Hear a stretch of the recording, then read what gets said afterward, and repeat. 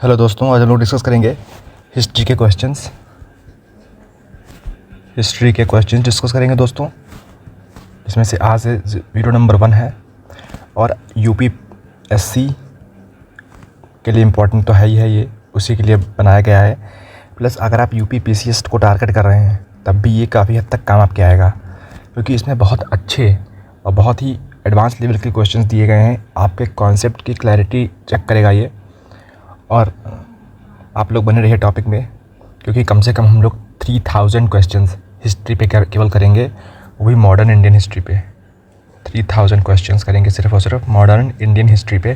फिर मेडिवल पे भी आएंगे 2500 क्वेश्चंस लगभग, एंशिएंट पे भी आएंगे 2500 क्वेश्चंस। तो ऐसे बहुत सारे क्वेश्चंस करेंगे और हर टॉपिक पे दोस्तों आएंगे।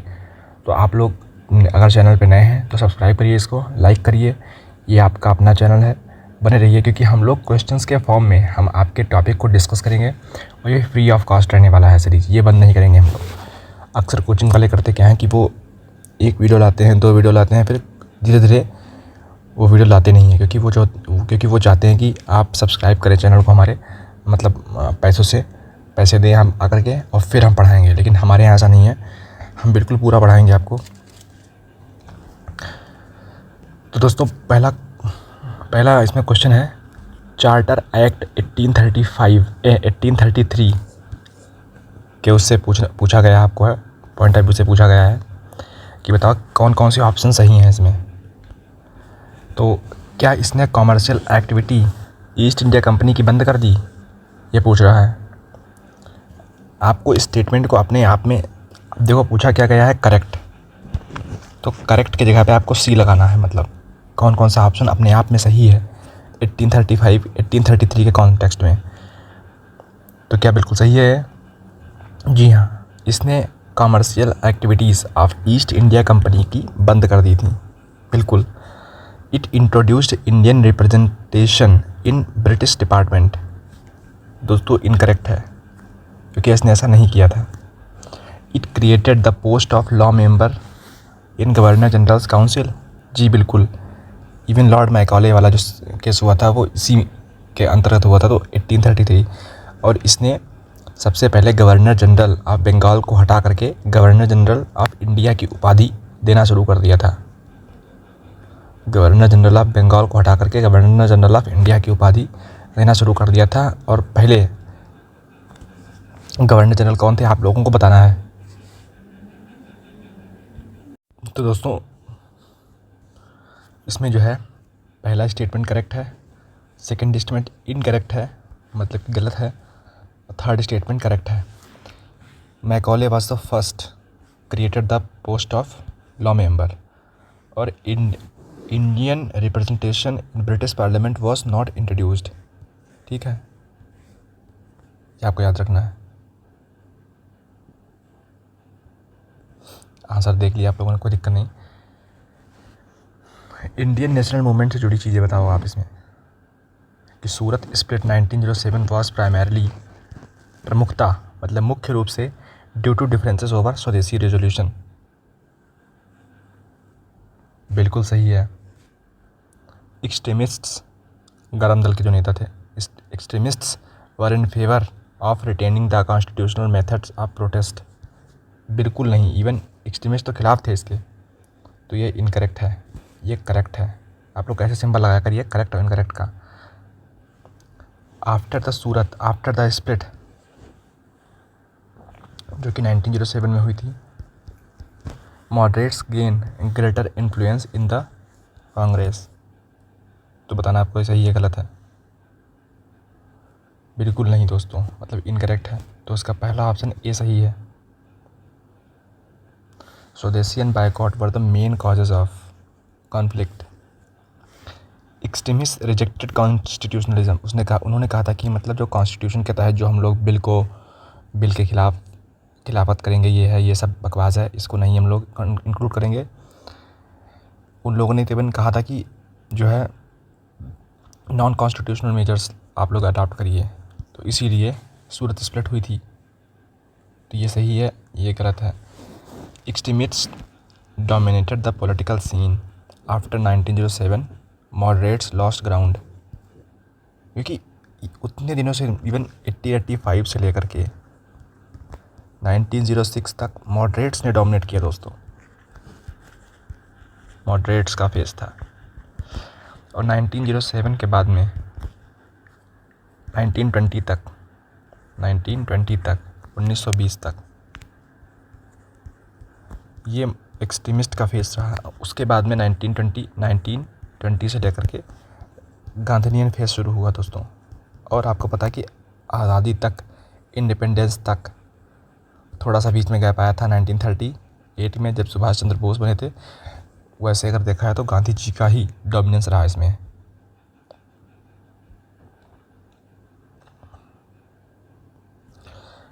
अब क्वेश्चन नंबर है होम रूल लीग से। आपको पता होगा कि होम रूल लीग जो है ये इंस्पायर हुआ था आयरिश मूवमेंट से इंस्पायर हुआ था ये। तो बताना आप लोगों को है। Annie Besant which of the following leaders were associated with home rule movement. Annie Besant क्या सही है ये? बिल्कुल सही। ये इनका मूवमेंट भी शुरू हुआ था 1916 में। बाल गंगाधर तिलक जी बिल्कुल, इनका अप्रैल में शुरू हुआ था। इन्होंने अपना शुरू किया था, इनका अगस्त के आसपास शुरू हुआ था 1916 में। तो ये दोनों थे। गोपाल कृष्ण गोखले जी बिल्कुल नहीं। बिपिन चंद्रपाल बिल्कुल नहीं। तो इसमें पहला दूसरा ऑप्शन सही है। गोखले डाइड इन 1905, तो सवाल ही पैदा नहीं होता। तो डिडंट जॉइन द मूवमेंट। बी आर पार retire from the active politics से रिटायर हो गए थे। बेसेंट और तिलक लेड द मूवमेंट, इन्होंने मूवमेंट लीड किया। एक्चुअल दोस्तों ये आयरिश एक ब्रिटेन के पास एक कंट्री है आयरलैंड, उससे दोस्तों कहीं ना कहीं इंस्पायर हुआ था मूवमेंट ये।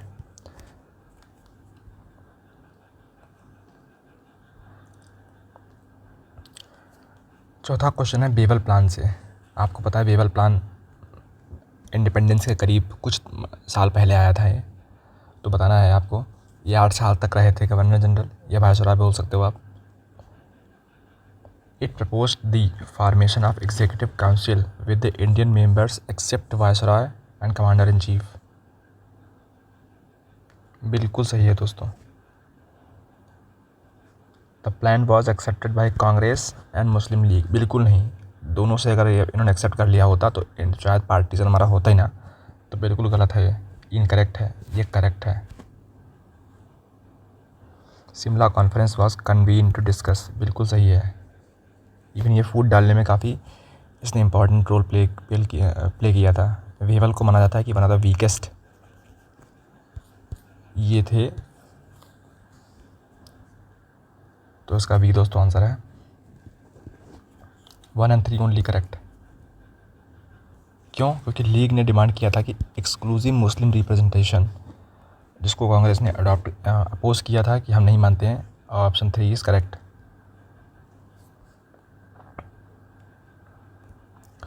मॉडर्न इंडियन हिस्ट्री से एक क्वेश्चन और है यहाँ पे। Gandhi Irwin pact, Simon commission arrival, Dandi march, Poona pact, इसमें कौन पहले हुआ और कौन बाद में हुआ? तो आपको बताना है। आपके पास 5 सेकंड है। आप लोग पॉज करिए वीडियो और टिक करिए, फिर देखिए कितने क्वेश्चन आप लोग सही करते हैं। Gandhi Irwin pact,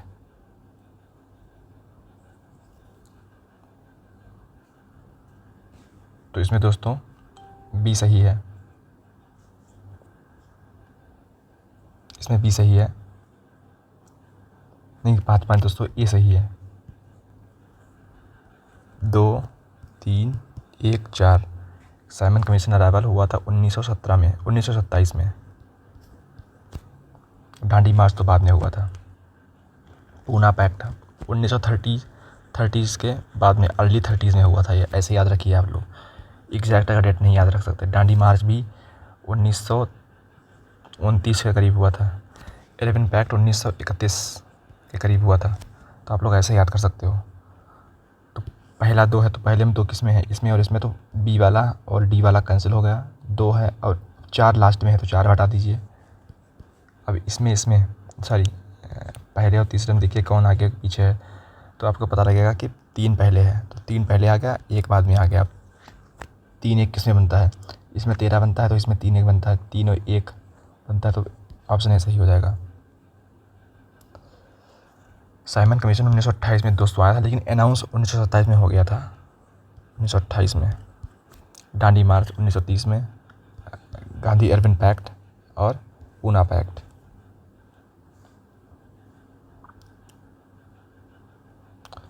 Rowlatt act 1919 के रिगार्डिंग का क्वेश्चन है, it gave the government powers to detain political activities without trial.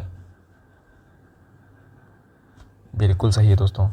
It opposed unanimously by it was unanimously opposed by Indian members in the imperial legislative council. Imperial का मतलब क्या है कि जो central पे थे, सेंट्रल लेवल पे थे, सेंट्रल लेवल पे।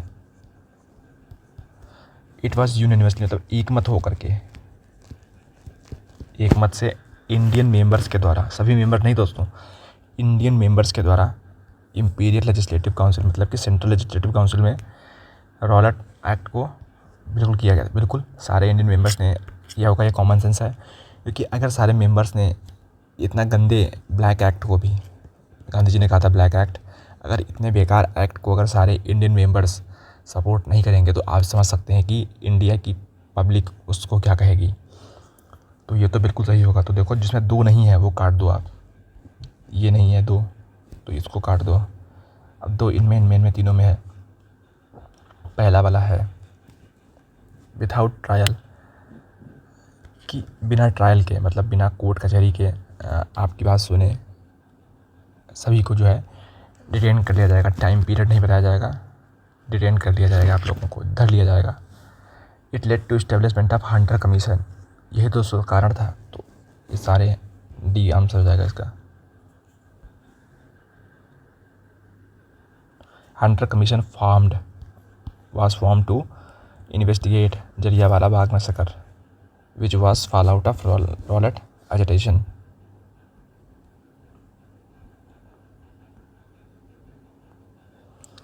Who among the following leaders were associated with the formation of Congress Socialist Party? Jayaprakash Narayan, Manohar Lohia, Acharya Narendra Dev या सरदार वल्लभ भाई पटेल? तो सरदार वल्लभ भाई पटेल दोस्तों नहीं है इसमें, बाकी सारे लोग हैं। तो इसका आंसर हो जाएगा ए।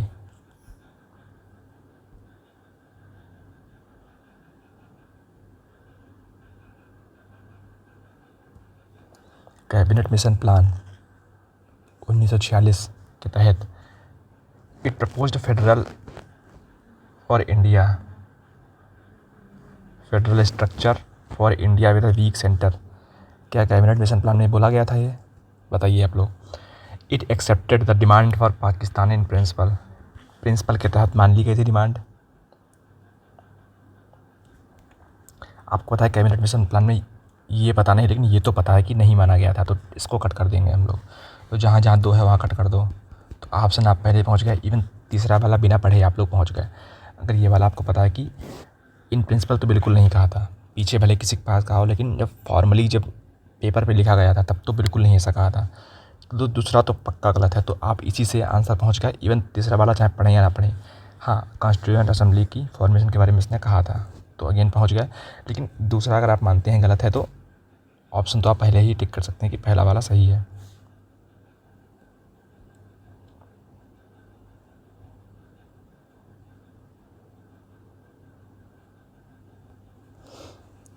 With reference to the Indian Councils Act of 1909 Morley Minto reforms, consider the following statement. It introduced separate electorates for Muslims. Statement number one. It granted Indian legislatures power to pass the budget. It increased the number of Indians in the executive council, not legislative council. तो पास budget या Muslims क्या है इसमें सही? तो दोस्तों budget pass करने की ताकत तो बिल्कुल नहीं देगा। ये तो इतने ब्रिटिशर्स उदारवाद नहीं हुए थे कि इंडियन लेजिस्लेचर में, वो भी सेंट्रल लेवल पे, हमने बजट पास करने की अनुमति दी, बिल्कुल नहीं होगा।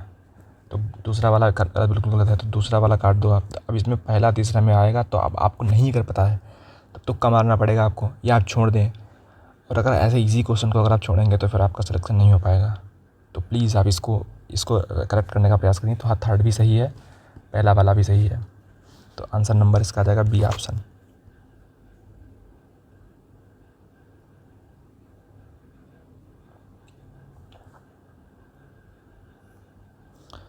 गदर मूवमेंट से दोस्तों क्वेश्चन है ये।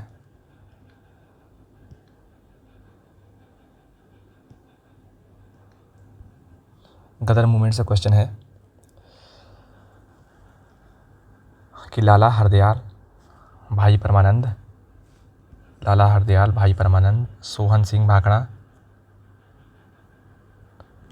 या बी.डी. सावरकर, बताओ कौन कौन सा है कौन। दोस्तों बी.डी. सावरकर तो बिल्कुल नहीं थे, ये आपको पता होना चाहिए। तो फोर्थ तो काट तो पहले ही। अब क्या दूसरा वाला था, क्योंकि पहले और सेकंड और इसमें पहला और तीसरा दोनों में ऑप्शन है, तो इनकी चिंता बिल्कुल मत करिए आप लोग। क्या भाई परमानंद थे? जी बिल्कुल थे, तो बहुत इंपॉर्टेंट रोल प्ले किया था इन्होंने। तो ऑप्शन ए इसका राइट आंसर है दोस्तों। Even Savarkar was not a part of Ghadar, he work for Abhinav Bharat in London. London में इन्होंने पार किया था गदर, पंजाबी और नॉर्थ इंडियन रिवोल्यूशन। इवन आपको पता होना चाहिए कि CIA का बहुत बड़ा रोल था इसमें, ब्रिटेन को बताने में इसका बहुत बड़ा हाथ था। ब्रिटेन को इन्होंने, मतलब CIA ने कहीं ना कहीं, जो आज अमेरिकन इंटेलिजेंस है, सेंट्रल इंटेलिजेंस एजेंसी जो कि अमेरिका की है, उसने काफ़ी हद तक रोल प्ले किया था, ऐसा बताया जाता है। फिर बाद में इस शिप को कोमागातागारू इंसिडेंट भी हुआ था इसी।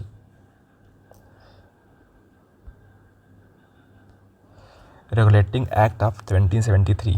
दोस्तों पहले इजी क्वेश्चंस आ रहे हैं, बाद में टफ क्वेश्चंस आएंगे, तो ये तो बहुत स्ट्रेट फॉरवर्ड क्वेश्चंस हैं, तो आप लोग इसको गलत मत करिएगा प्लीज़। सुप्रीम कोर्ट बनाया गया इसके तहत, क्या बात सही है? जी बिल्कुल सही है। It made the governor general of Bengal, जी बिल्कुल सही है। It ended dual system of administration introduce by lord Clive, जी बिल्कुल गलत है।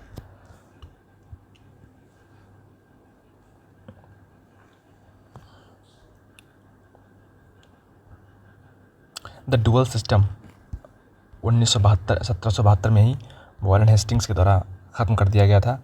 बिफोर रेगुलेटिंग एक्ट, मतलब 1773 के पहले ही ख़त्म कर दिया गया था। जो लोग मानते हैं कि इस एक्ट ने ख़त्म किया, बिल्कुल नहीं दोस्तों, वॉरेन हेस्टिंग्स ने अपने आप ही यह ख़त्म किया था। बहुत इंपॉर्टेंट पॉइंट दोस्तों, बहुत इंपॉर्टेंट पॉइंट है ये, कि वॉरेन हेस्टिंग्स ने अपने आप ही ख़त्म कर दिया था।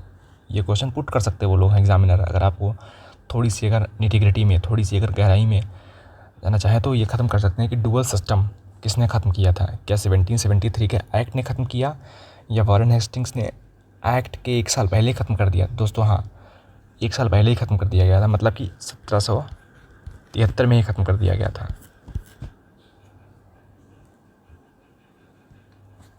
The act established supreme court and elevated the governor of Bengal to governor general. आपको पता है कि 1773 है एक पॉइंट, और एक है 1833। इसमें गवर्नर जनरल ऑफ बंगाल बनाया गया गवर्नर को, और इसमें गवर्नर जनरल ऑफ बंगाल को बनाया गया गवर्नर जनरल ऑफ इंडिया। और 1800, आपको पता होना चाहिए 58 में क्या होगा, गवर्नर जनरल ऑफ इंडिया के साथ साथ इसको गवर्नर जनरल ऑफ इंडिया और प्लस वायसरॉय बनाया जाएगा। वायसरॉय का मतलब क्या है कि रानी का रिप्रेजेंटेटिव, रानी का। अभी क्या है गवर्नर जनरल, ये दोस्तों कंपनी का है स्टेटस है, ये कंपनी के जो कारोबार है वो चलाएगा। लेकिन वाइसरॉय का मतलब है वाइस, और रॉय का मतलब होता है राजा। वाइस का मतलब जैसे वाइस कैप्टन, कि कैप्टन से नीचे वाला, तो रानी से नीचे वाला। और रॉय का मतलब है रॉयल फैमिली से आया हुआ व्यक्ति। तो ऐश्वर्या राय जो हैं, ये रॉय जो ये शब्द है, ये एक्चुअल में ब्रिटिश रॉयल फैमिली से लिया गया है।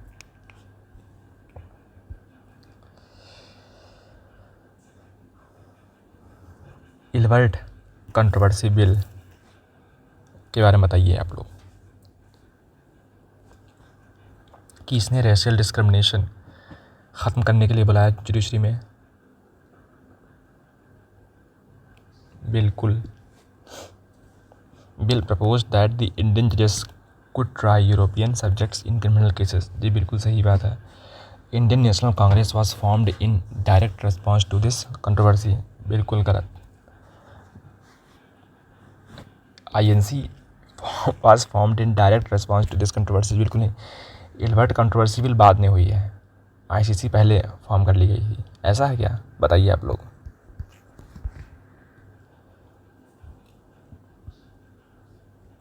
वाइल इल्बर्ट स्पार्क्ड चिंगारी दी पॉलिटिकल अवेयरनेस को बढ़ाने के लिए, Congress was not formed as a direct result of this. The bill main issue was racial equality in judiciary.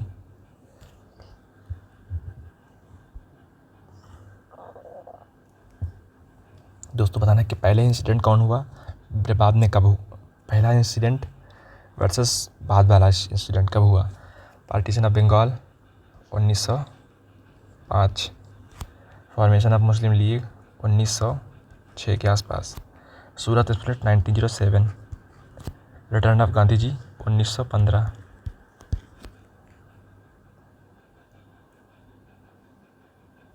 तो 1 2 3 4।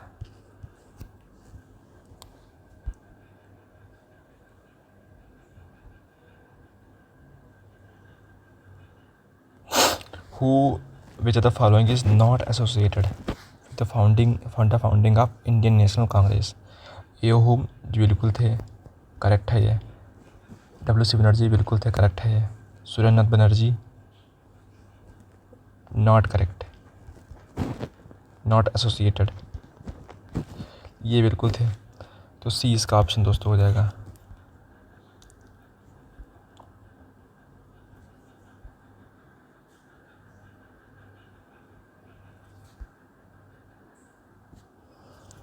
क्विट इंडिया मूवमेंट से सवाल है। It was launched after the failure of Cripps mission.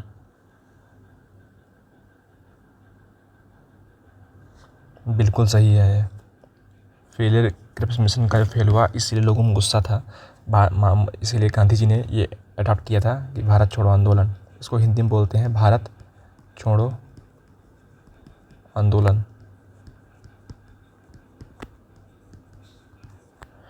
The movement was non violent through out its course. Non violent था, क्या ऐसा था? बिल्कुल नहीं। इवन पहली बार देखा गया था कि गांधी जी थोड़ा सा नॉन वायलेंट से अपने हट रहे हैं। बिल्कुल नहीं, बिल्कुल सही।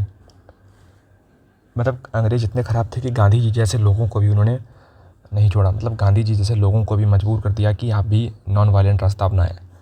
मतलब एक ऐसा इंसान जो हमेशा से ही वायलेंस के खिलाफ रहा है, उसको भी कहीं ना कहीं थोड़ा सा वायलेंट ब्रिटिशर्स ने बना ही दिया।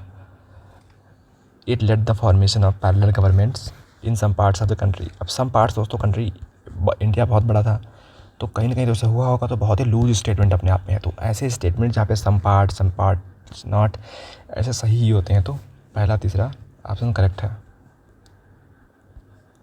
आप सोच के देखो ये स्टेटमेंट एग्जामिनर ने क्यों दिया होगा।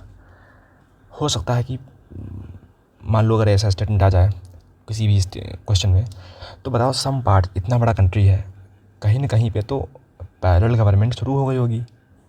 अब एग्जामिनर चेक थोड़ा करेगा कि हुई थी या नहीं हुई थी। इतना प्रेस मीडिया था नहीं, सोशल मीडिया था नहीं, तो पैरेलल गवर्नमेंट कहीं ना कहीं हुई होगी। तो हाँ, थर्ड वाला सही है, क्योंकि बहुत ही ये पॉजिटिव स्टेटमेंट है पहली बात तो, और बहुत ही लूज स्टेटमेंट है।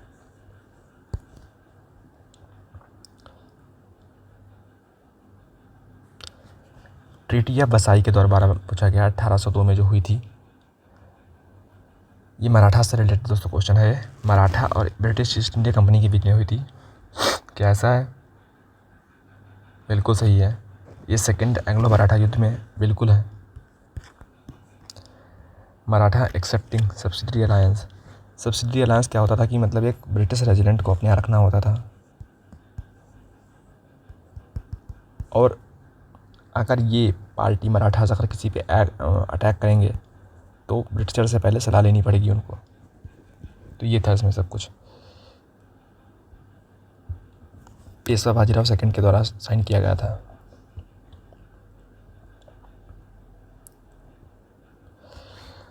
Indian councils act of 1892 which the following statement is correct. It introduced separate electorate for the first time. बिल्कुल नहीं। सेपरेट इलेक्टोरेट दोस्तों पहली बार तो 1919 में किया गया था, 1909 में किया गया था, sorry. Expanded the power of legislative councils to discuss budget. हाँ, थोड़ा बहुत डिस्कस किया गया था बट वोटेबल पार्ट काफ़ी कम था। It made governor general's council fully elected. ये फुली इलेक्टेड तो गलत है क्योंकि ये बहुत एक्सट्रीम स्टूडेंट हो गया जा करके, तो थोड़ा सा कॉशियस रहना आपको है। फुली बिल्कुल नहीं है ऐसे statement. It give Indians the right to demand swaraj. गलत, ऐसा बिल्कुल नहीं किया गया था। इवन ये कितना अच्छा स्टेटमेंट है भारत की तरफ से। ब्रिटेन के लोग इतने भी उदारवादी नहीं हुए थे कि वो हमको स्वराज का जो है डिमांड करवा देने के लिए अधिकार दे दें, तो ये बिल्कुल नहीं हुआ था। नॉन वोटेबल था, मतलब बजट आप डिस्कस कर सकते हो लेकिन वोटिंग नहीं कर सकते हो। आपको पता होगा कि हमारे पार्लियामेंट में अभी भी जब बजट पेश होता है तो बजट में डिस्कशन होते हैं, फिर वोट किया जाता है। अगर वोटिंग पास हो गई है तभी आगे पैसा सैंक्शन होता है, फिर डिमांड ऑफ ग्रांट्स बोली जाती हैं। आज के टाइम की बात कर रहा हूँ, तो यही प्रोसीजर पहले था। तो वोटिंग आप नहीं कर सकते थे। वो पार्ट ब्रिटेन के अंदर था, मतलब ब्रिटिश लोगों के अंदर था। आप बोल दो Ghadar party was primarily formed. क्यों फॉर्म हुई थी? In San Francisco to initiate armed rebellion. बिल्कुल।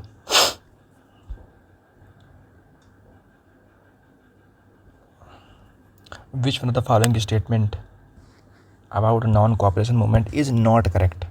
नहीं करेक्ट है। तो क्या इसने बॉयकॉट गवर्नमेंट स्कूल्स, कोर्ट्स और फॉरेन गुड्स का किया था? जी बिल्कुल किया था। It was triggered by Jallianwala Bagh massacre. बिल्कुल सही है। जलियांवाला बाग मैसेकर हत्याकांड जो हुई थी, जो बैसाखी के दिन 13 अप्रैल को की गई थी ये। It M to complete independence. बिल्कुल नहीं। कंप्लीट इंडिपेंडेंस तो 1929 में आएगा, जवाहरलाल नेहरू जब अध्यक्षता करेंगे, तो ये तो बिल्कुल नहीं है।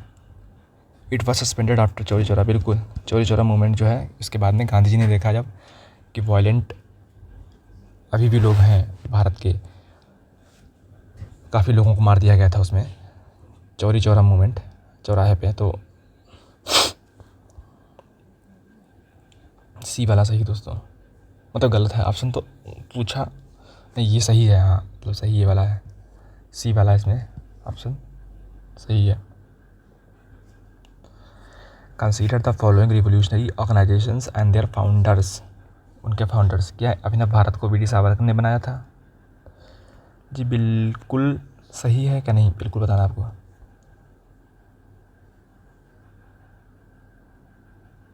अब बताइए आप लोग, क्या वी.डी. सावरकर ने? जी बिल्कुल। अनुशीलन समिति क्या राष्ट्र बिहारी बोस ने बनाया था? बिल्कुल गलत है। हिंदुस्तान रिपब्लिकन एसोसिएशन ये बनाया था। बिल्कुल। Socialist Republican Shyam ji Krishna Verma India house. बिल्कुल सही है। ये दोस्तों लंदन में बना था, लंदन में बना था ये इंडिया हाउस।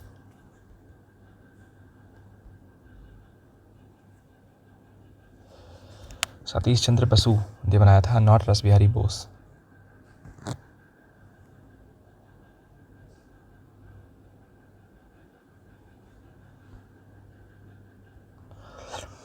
इंडिया एसोसिएशन 1876 में।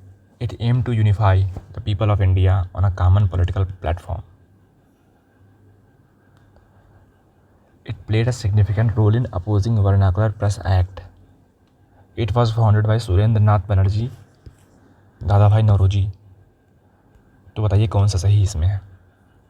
इंडिया एसोसिएशन 1976 में फॉर्म हुआ था, तो क्यों, क्या है इसका? पहला दूसरा सही है, तीसरा गलत है, तो इसका ए ऑप्शन सही है।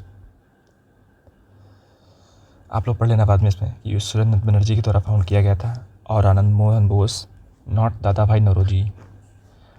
और वर्नाकुलर प्रेस एक्ट को इसने अपोज किया था बेसिकली।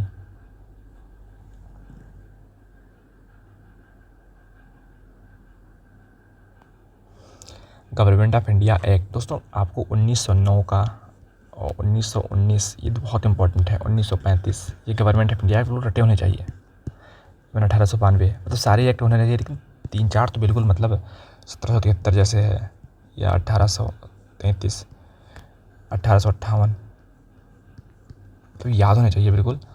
रटे हुए होने चाहिए, तभी आप कर पाओगे। ऐसे क्वेश्चंस आते हैं क्योंकि उनको पता है कि बच्चे या रट नहीं पाते हैं। समझना समझना इम्पोर्टेंट है, लेकिन वो बहुत आसान है क्योंकि समझदार हम लोग उम्र के साथ साथ हो जाते हैं, रट नहीं पाते हैं चीज़ों को, रटते हैं तो भूल जाते हैं। और रटने वाला इंसान बड़ा मेहनती होता है।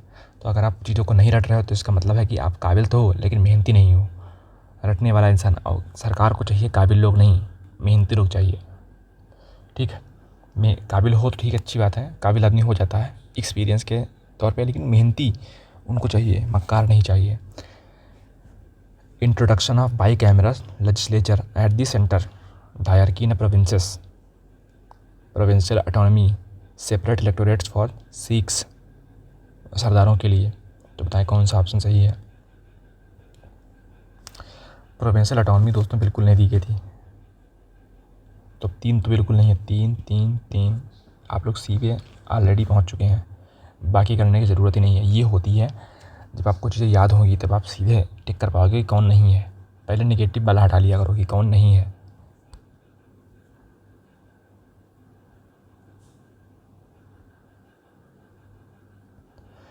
तो फॉलोइंग इवेंट बताओ कि पहले कौन हुआ बाद में कौन हुआ। तो August offer, Cripps mission, quit India movement, individual satyagraha. अब आपको पता है क्रिप्स मिशन कब आया था, ये बाद में आया था 1942 के आसपास, 40 के आसपास ऐसा कुछ आया था।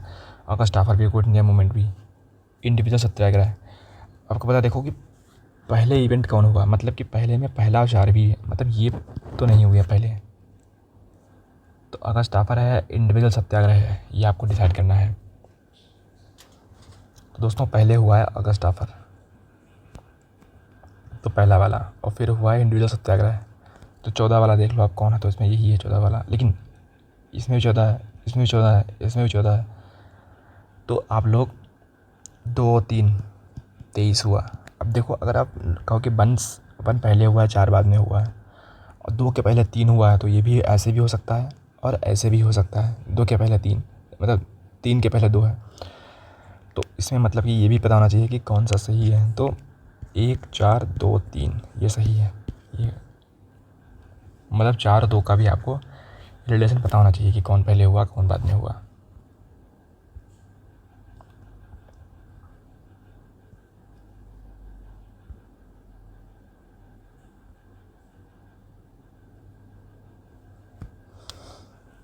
कौन कौन से न्यूज़पेपर या जर्नल्स महात्मा गांधी के द्वारा शुरू किए गए थे, फाउंड किए गए थे।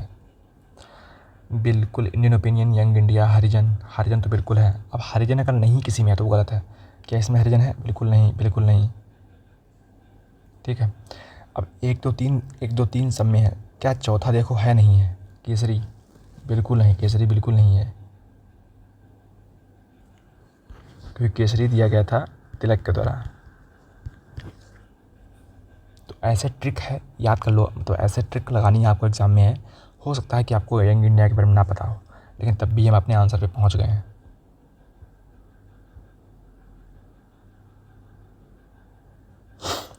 अब एक्ट है और प्रोविजंस है, तो ये एक्ट है,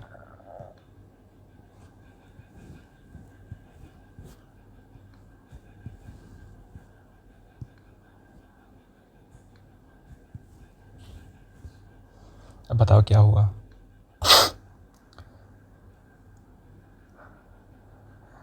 दोस्तों सारे ही सही हैं इसमें कि 1813 में मोनोपोली एंड की गई थी।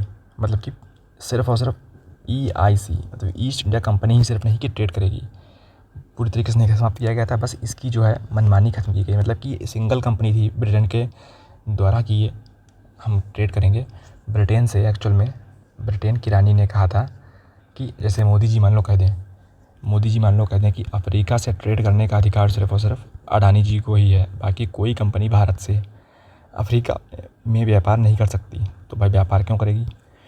लेकिन 1813 में मोदी जी ये कहते हैं कि अडानी ही नहीं, अंबानी, मित्तल सभी को अधिकार है कि वो अफ्रीका में व्यापार करने के लिए अलाउड है। तो अडानी जी गुस्सा हो जाएंगे कि भैया पहले सिर्फ हमें अधिकार था, अब तो सबको अपने अधिकार दे दिया। तो यही ब्रिटेन की महारानी की थी। ईस्ट इंडिया कंपनी को अडानी से कंपेयर कर सकते हो, मोदी जी को कंपेयर कर सकते हो आप, खाली समझने के लिए रानी से। और यहाँ अफ्रीका है तो यहाँ भारत का आंसर कर सकते हो। तो ये सारे ऑप्शन सही हैं। 25 का सी सही है।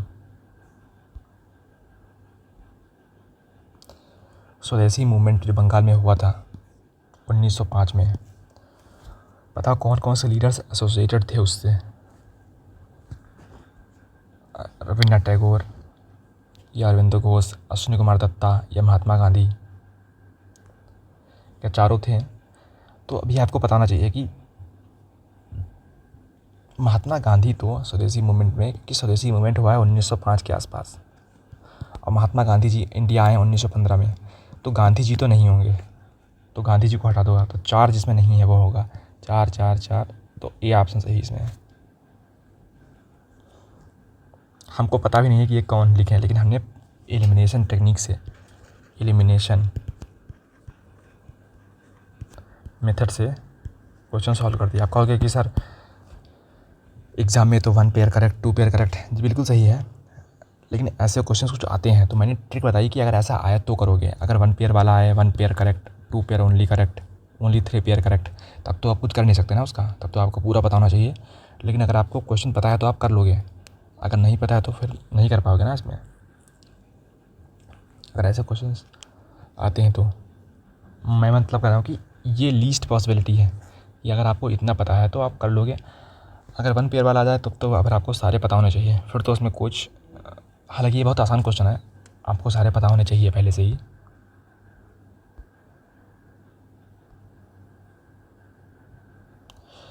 कि सर्वेंट ऑफ इंडिया सोसाइटी किसने शुरू की थी? गोपाल कृष्ण गोखले ने। ये तो बड़ा आसान क्वेश्चन था।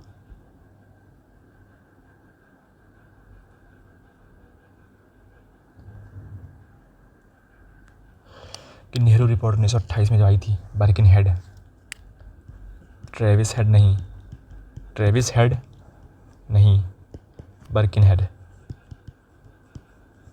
बर्किन head,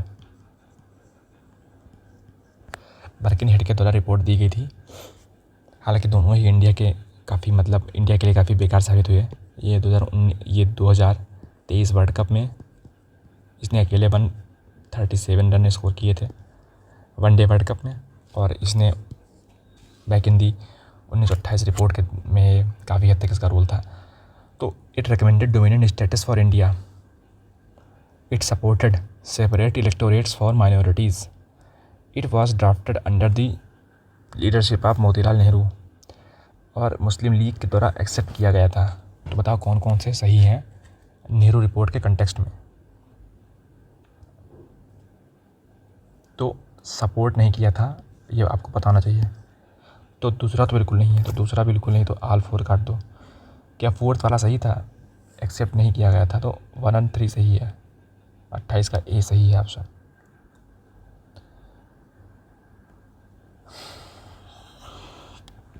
early British rule, significance of battle of Buxar, it established British supremacy in Bengal region, बिल्कुल सही है। बाकी it led to the British control over whole of south east India.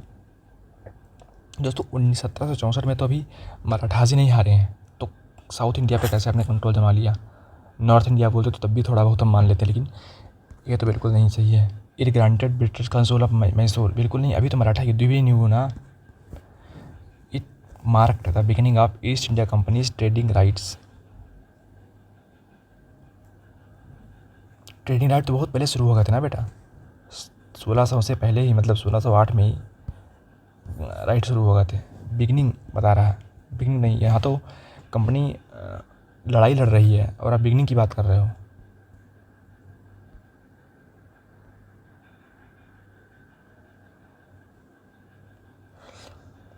Congress session at Lahore 1929, it declared Purna Swaraj as the goal of Congress,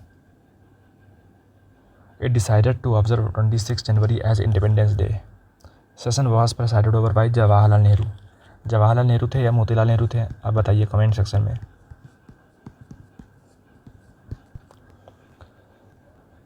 it accepted the offer of the British government to attend round table conference. तो इसमें दोस्तों round table conference की बात ही नहीं भी आई है, तो 4 4 4 गलत, पहला सही हो जाएगा इसमें। तो दोस्तों भी 30 क्वेश्चंस तक करते हैं, बाद में आप डिस्कस करेंगे कि क्या है। ऐसे बहुत सारे क्वेश्चंस लेके आएंगे हम।